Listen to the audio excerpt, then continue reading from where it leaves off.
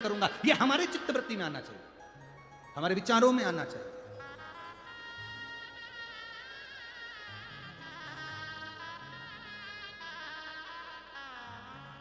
जब कसाई गाय को लेकर जाता है ना, गाय सब दूर देखती है, सब जगह कोई मुझे बचा सकता है क्या? रोती भी है, बिलखती भी है, सब जगह कोई मुझे बचा सकता, कोई मुझे रोक सकता, पर उसको कोई निर्णय नहीं मिलता, तब रोती है। अश्वी, माता लक्ष्मी आज घोड़ी का स्वरूप धारण करी है, माता लक्ष्मी आज अश्वी का स्वरूप धारण करी है। और माता लक्ष्मी जब घोड़ी बन गई, अश्वी बन गई, आंख में से आंसू जो गिर रहा था, वो आंसू देवादिदेव महादेव के शिवलिंग पर, जो पार्थिव शिवलिंग का निर्माण माता लक्ष्मी ने करा था, उस शिवलिंग पर अश्वी घोड़ी बनी, माता लक्ष्मी की आंख के आंसू गिर रहे थे।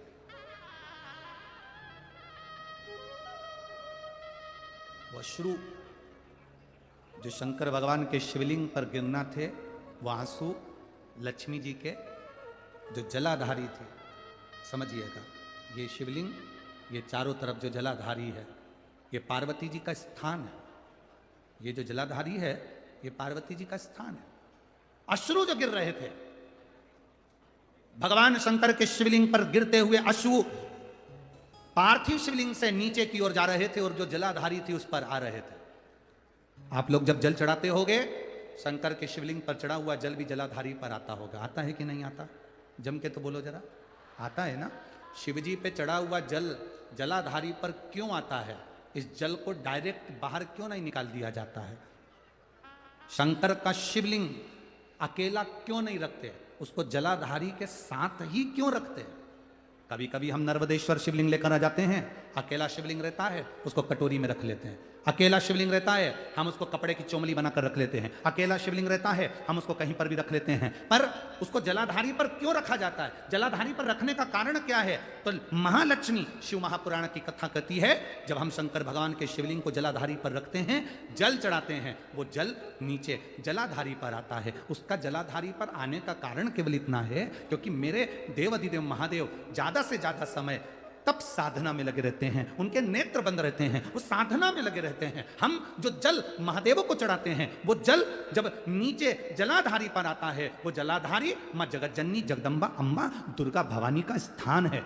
शिव जी हमको नहीं देख पाते हैं, तो मां जगत धात्री 64 योगिनी हमारे ऊपर कृपा दृष्टि कर देती हैं और शिव जी से कह देती हैं।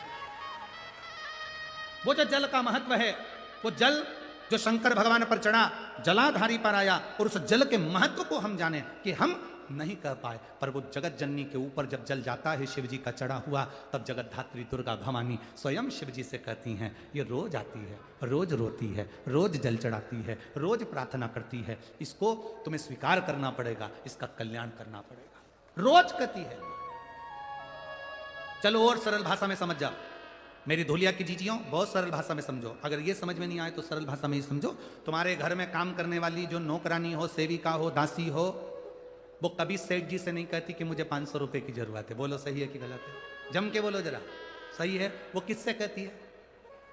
बोलो बोलो बोलो, जम के बोलो जरा। जो काम करने वाली होती है, अगर वो काम कर रही होती है, वो सेठ जी से नहीं कहती कि मुझे 500 की जरूरत है, कि 10,000 की जरूरत है, कि 5,000 की जरूरत है, कि 600 रुपए की जरूरत है। वो किससे कहेगी? सीधे सेठानी जी से।